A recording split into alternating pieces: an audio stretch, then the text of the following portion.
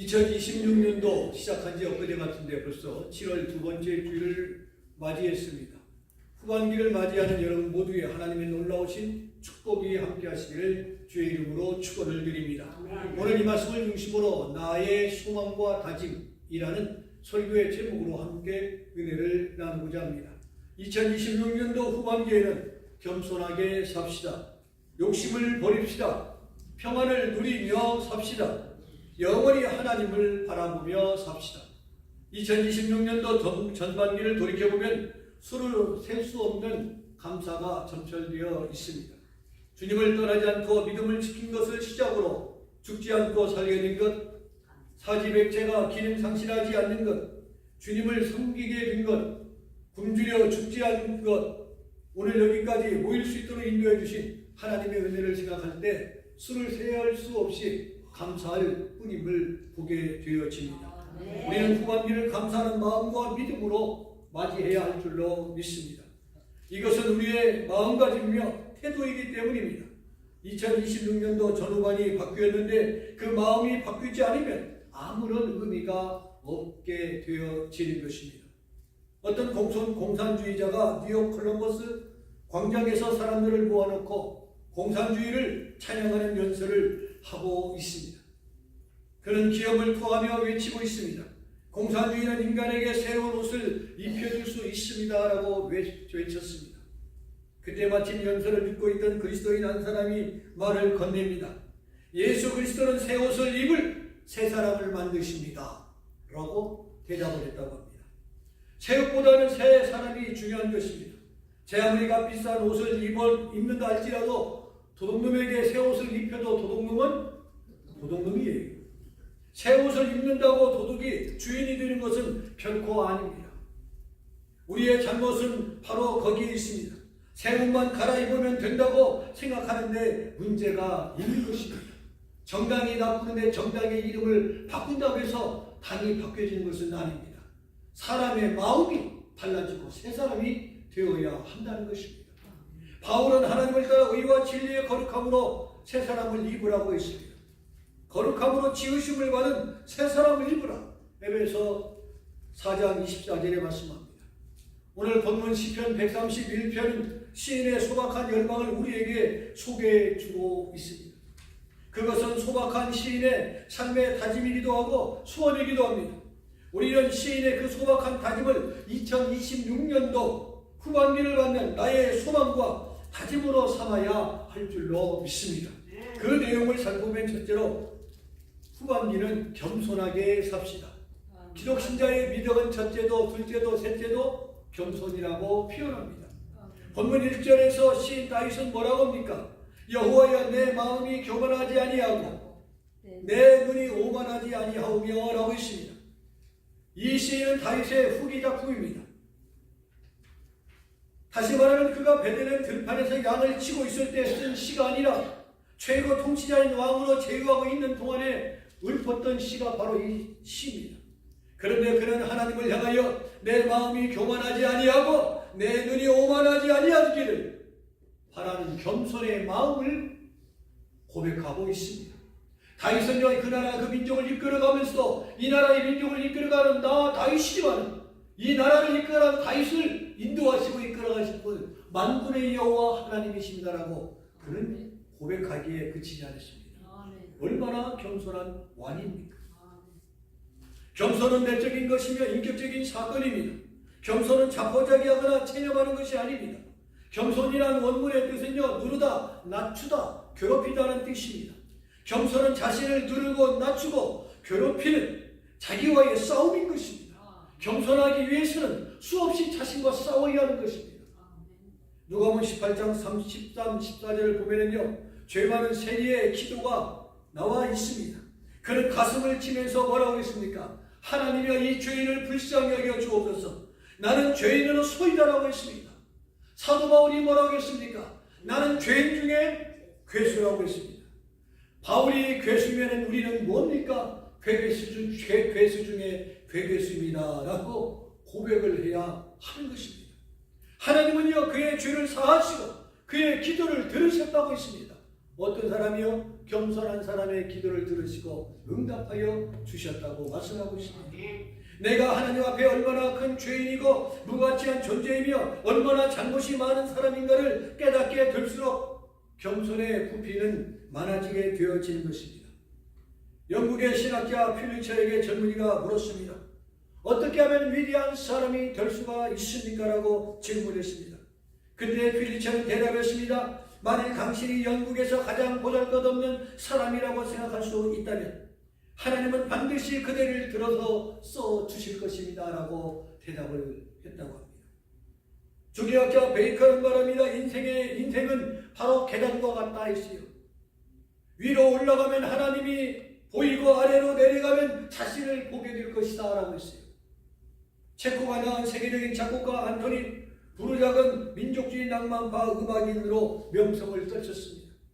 특히 그의 작곡한 첼로 협주곡 신세계 교향곡은 음악인들에게 많은 사랑을 받을 정도의 명곡이었습니다. 어느 날 드부르작을 존경하는 프라하의 시민들이 그에게 꽃다발을 증정합니다. 그 꽃다발에는 세상에서 가장 위대한 음악가에게 드립니다라는 리본이 붙여져 있었습니다. 며칠 후 사람들이 드부르작의 집을 방문했을 때 그들이 전달한 꽃이 작곡실 한쪽 베토벤 흉상 밑에 놓여 있었습니다. 그리고 드부르작이 자기가 직접 쓴 천사도 함께 놓여져 있었습니다. 세계에서 가장 위대한 음악가에게 드립니다라는 리본이었습니다. 드부르작은 시민들이 찬사와 꽃다발을 주는 순간 몸둘 바를 둘 수가 없었습니다. 고민하다가 자신의 음악색에 결정적인 영향을 끼쳐주신 베토벤에게 이 영광을 누구에게요? 베토벤 선생님에게 드립니다 라는 리본과 함께 그의 흉상 옆에 꽃다발을 놓았던 것입니다. 우리가 취해야 할 겸손한 삶의 태도는 바로 주님을 높이는 것인 줄로 믿습니다. 장아들이 잘 됐다면서요? 예, 하나님의 은혜요. 요즘에 딸이 손자를 낳았다고요? 하나님의 은혜입니다. 이번에 수술이 잘 됐다고요? 하나님의 은혜입니다. 수술 날짜가 잡혔다고요? 하나님의 은혜입니다. 이번에 금년이 내 팔순입니다. 하나님의 은혜로 장수하셨군요. 축복입니다. 이렇게 말할 수 있어요. 모든 것이 하나님의 은혜 이것이 말할 때 겸손이 나는 것입니다. 사도 바울도 은혜를 받았을 때는요, 처음에는 간증이 얼마나 길었는지 몰라요. 그러나 그가 간증하고 난 다음에 시간이 흐르고 아덴에서 철학적 설교를 멋지게 해서 철학자들의 코를 납작하게 하다가 본인의 코가 납작해지고 깨닫는 것은 이제는 오늘부터는 내가 오히려 예수님의 십자가와 부활만 증거하겠다고 표현한 이후부터 그는 말합니다. 늘 하나님의 은혜입니다라고 간증이 간단했습니다. 모든 것이 주님께로 말미암았고 주님께 돌아가야 하고 주님께서 받으셔야 한다는 것을 믿는 것이 최고의 겸손인 것입니다. 그리고 언제나 남을 나보다 낫게 여기며 살아가야 합니다. 금년 후반기에는 좀 더 겸손한 모습으로 한 해를 후반기를 사는 멋진 그리스도인이 되기를 축복합니다. 둘째로 후반기는 과욕을 버립니다.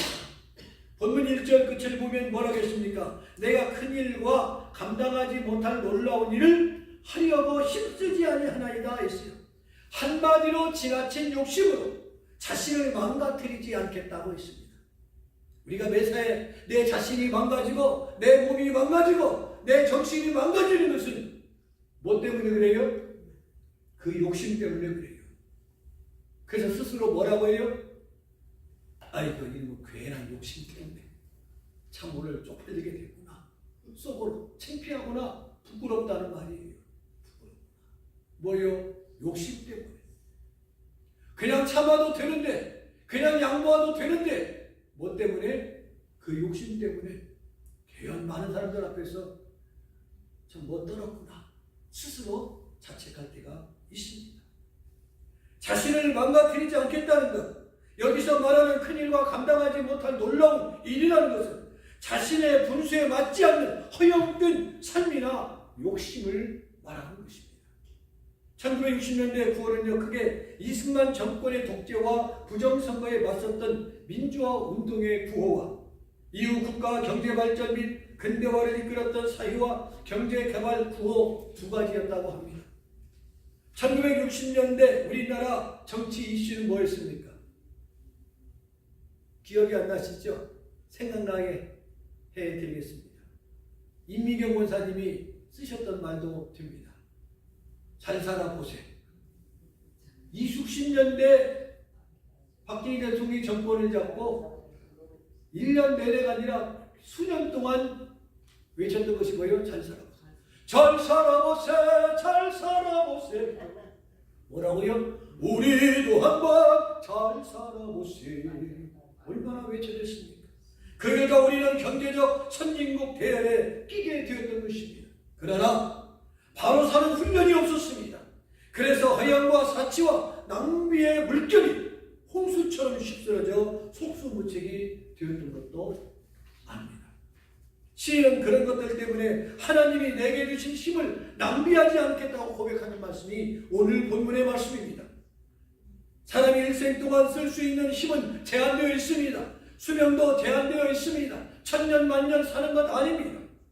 그 힘과 생명을 헛된데 낭비하지 않겠다고 그는 고백한 것입니다. 돈은 매우 필요한 것입니다만 그 돈 벌기 위해서 과욕을 부리면 결국 그 돈 때문에 인생을 그르치게 되어지고 부끄러운 일을 당할 수도 있습니다. 쾌락이 인생을 살아가는데 필요한 것이긴 하지만 그러나 쾌락만을 추구하다 보면 그 쾌락에 빠져 폐가 망신하고 만다는 것입니다. 우리는 시간도 건강도 물질도 올바로 사용해야 할 줄로 믿습니다. 노력하고 힘을 다해 살되 욕심은 부리지 맙시다. 욕심이 잉태한적 죄를 낳고 죄가 장성한적 사망을 낳는이라는 야고보 사도의 말에 귀를 기울여야 할 줄로 믿습니다. 셋째로 후반기에는 평안한 마음을 가집시다. 천하를 가졌다 할지라도 마음에 평안이 없다면 모든 것이 헛된 것입니다. 환경을 초월하는 믿음으로 여러분의 마음에 날마다 하나님이 주시는 평안이 넘치기를 원합니다. 예수 믿고 첫 번째 받는 축복이 평안입니다. 예수님이 부활하고 첫 번째 주신 말씀도 너희에게 평안이 있을지어다라고 말씀하셨습니다. 나이가 드실수록 노년의 마음에 평안이 더 있기를 축복합니다. 출소를 앞두고 있다 할지라도 마음의 평안이 깃들기를 원합니다. 본문 2절을 보니 실로 내가 내 영혼으로 고요하고 평안하게 하기를 젖대 나이가 그 어머니 품에 있음 같게 하였나니 내 영혼이 젖대 나이와 같도다 라고 했습니다. 어린아이가 엄마의 품에 안겨 실컷 젖을 먹고 난 후 만족한 미소를 짓고 있는 그 모습을 한번 묘사해 보시기 바랍니다. 숟가락으로 이유식을 먹였을 때 아이의 표정과 엄마의 젖을 먹었을 때 아이의 표정을 비교해 관찰해 보시기 바랍니다. 유순자 권사님은 나중에 이유식할 때 관찰해 보시기 바랍니다. 이유식을 할 때 아이의 손자의 모습과 엄마의 젖을 먹을 때 손자의 모습이 어떠할 것인가. 이유식을 먹고 있는 어린아이의 표정은 만족한 표정입니다. 그러나 엄마의 젖을 먹고 있는 아이의 표정은 행복하고 평안한 표정이다라는 것입니다. 미국의 미술단체에서 평화를 주제로 미술 작품을 공모했습니다. 많은 작품을 공모했고 소재도 다양했습니다. 구름도 바람도 없는 망망대해에 떠있는 배 한 척의 그림, 한 폭의 그림 같은 시골의 전풍경, 꽃핀 길녘에서 가족들이 소풍을 즐기는 아름다운 모습, 노을 지는 석양을 배경으로 한 쌍의 연인이 손을 잡고 가는 아름다운 그림, 푸른 조장에서 양떼들이 풀을 뚫고 있는 아름다운 모습 등 정말 평화를 상징하기에 너무나도 적절한 그림들이 많이 들어왔습니다. 그러나 공모전에서 당선된 작품은 다름이 아니라 거친 파도가 밀려오는 해변가의 작은 오두막에서 엄마의 품에 안겨 밖에 일고 있는 풍랑이나 소란이 하는 곳 없이 젖을 빨고 있는 어린아이의 갓난아이의 미소로 그림을 그린 그림이 작품이 당선되었다는 사실입니다. 악의 최대 요람은 뭐예요? 엄마의 품입니다. 집안에 돈이 있고 장난감이 많고 새 옷이 있고 새 신발이 있고 좋은 침대가 있어도 그 아이가 왜 웁니까? 울어요. 소리내어 울어요. 어떻게 울어요? 엄마 엄마 하면서 울어요. 아기의 최대 행복과 평화는 엄마의 품이기 때문에 그래요. 엄마의 품. 그곳에 평화가 있고 행복이 있기 때문에 그렇습니다. 그래서 오늘 본문의 시인은 고백합니다. 나는 하나님의 품, 거기서 젖된 아이처럼 행복하고 평안을 찾겠노라고 고백합니다. 그리고 다윗은 17편 8절에서 하나님의 품을 주 날개 그늘이라고 표현했습니다.